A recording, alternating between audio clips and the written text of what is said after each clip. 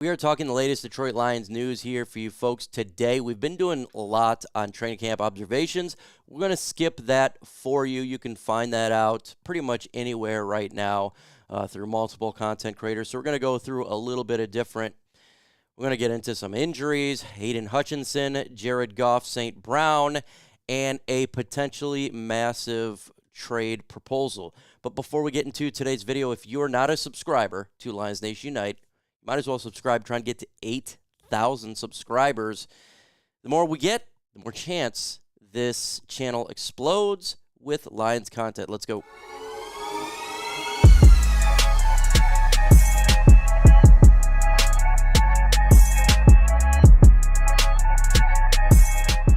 One of the main offseason worries for a lot of us out there was Frank Ragnow and his toe injury. Our important center, big piece of the Lions offensive line, needs to be there for this thing to go. He's one of the best in all of football, and he has been dealing with a toe issue for a long time. And in the offseason, I found out that it's inoperable. It's unable to do anything more to it. So it brought a little bit of caution to us Lions fans who need him on the field. But Frank Ragnow is not too worried. He says it's a deal where it's kind of inoperable. So it's kind of something that we're trying to navigate, Ragnow said to the Free Press. Manage, but hopefully it's not going to be near to the altitude that it was last year, where he says it was absolutely brutal. He says, I'm feeling good, man. I know this slip off season where I said it's inoperable and just maybe a little bit blown out of water. I'm feeling really good. Right now, I'm in good space mentally, especially I'm going to be feeling good out there. What he's trying to say is a little bit overblown because it's inoperable. But, yeah, I think we should still be concerned about his toe because it has been an issue plaguing him for the last couple of years. And like you said in the first phrase there, he says it's absolutely brutal last year, the pain. And we don't want him to be in pain. We want him to be good to go on game day. So I'm not too worried about it because he's not too worried about it. But I am a little bit, because there's nothing more that can be done unless they decide to chop the bad boy off. So hopefully this year Frank Ragnow is good to go with the toe. We need him on the field.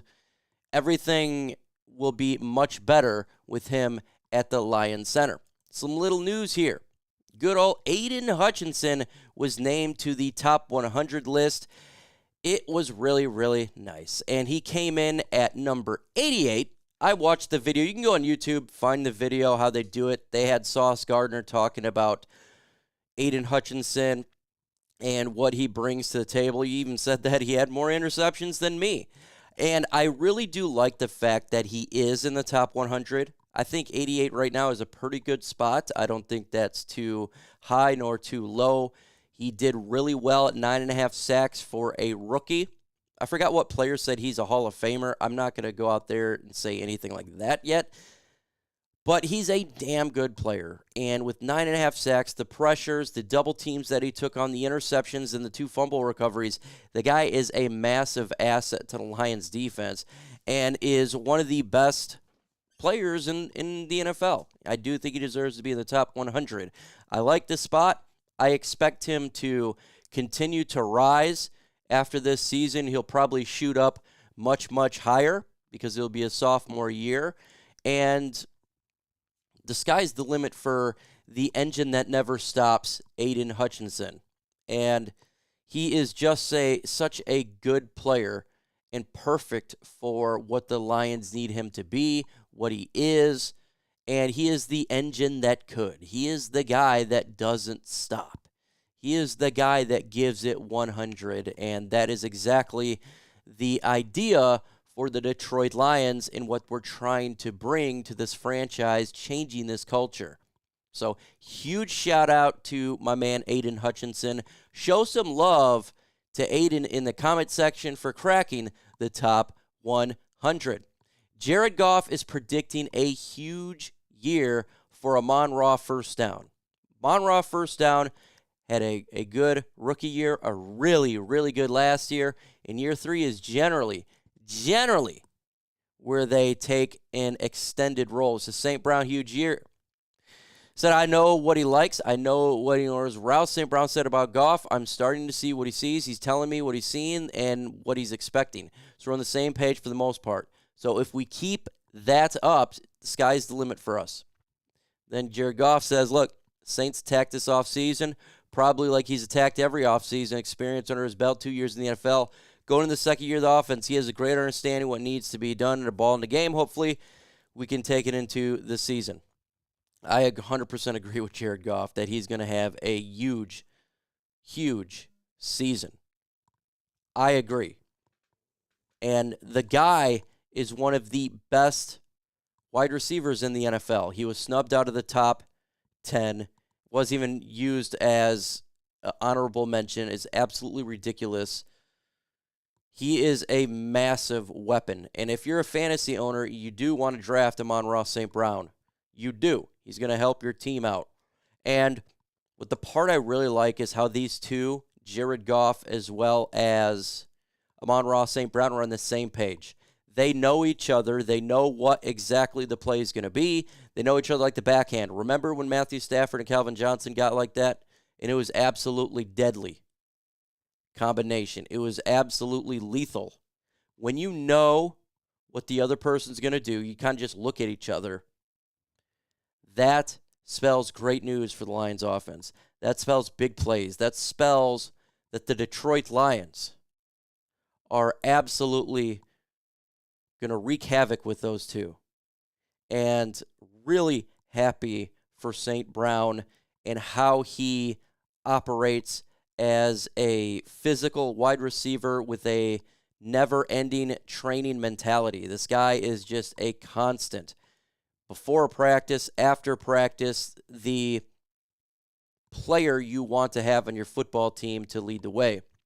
So I agree. He's a Pro Bowler this year, and he's going to be massive for the Detroit Lions. Real massive.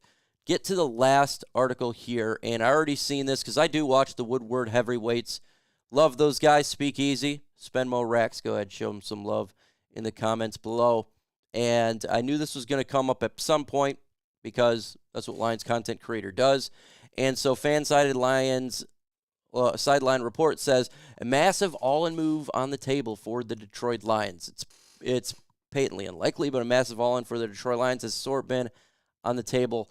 Now, we've been talked about for many trade scenarios. My God, this offseason's been absolutely crazy with, should the Lions go for Cooper Kupp? Should they go for Aaron Donald? Should they go for Quinnen Williams? Should they go for this person, that person? And now we're on the big name, a guy who would be a massive upgrade for the interior defensive lineman, and that's Jones from the Chiefs, whom we do play week 1, by the way. He is one of the best defensive tackles in football, but he is a monster regarding the contract. We're talking $20 million to $19.5 million this year.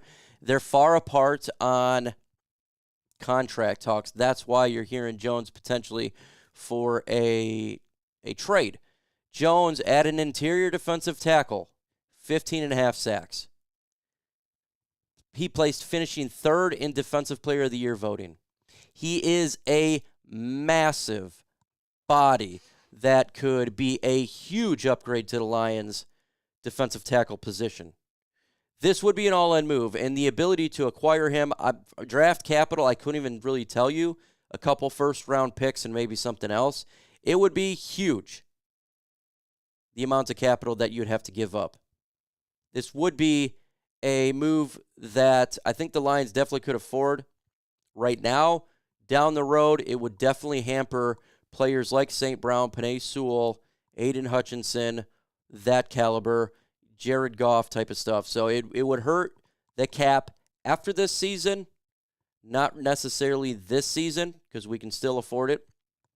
But make no mistake about it, if the Lions got Chris Jones, they're a Super Bowl contender. This defense would be absolutely ludicrous. And it's hard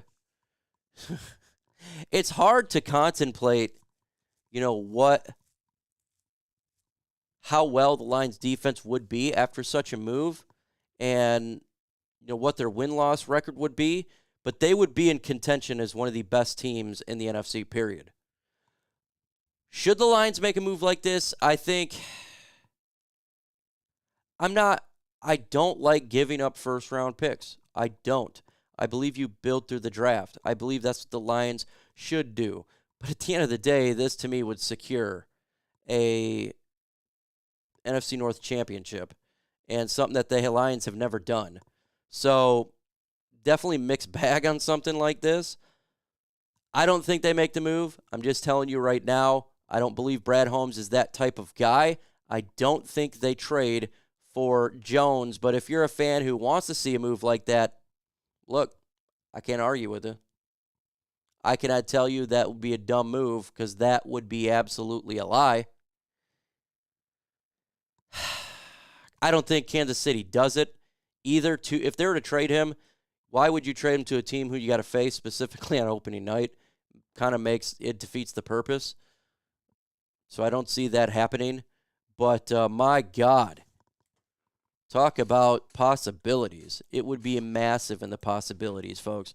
Just like the possibilities of you subscribing to this channel, you will get your endless Lions news and rumors. So make sure you subscribe, hit that notification bell, because we drop in videos all the time. With that said, folks, adios.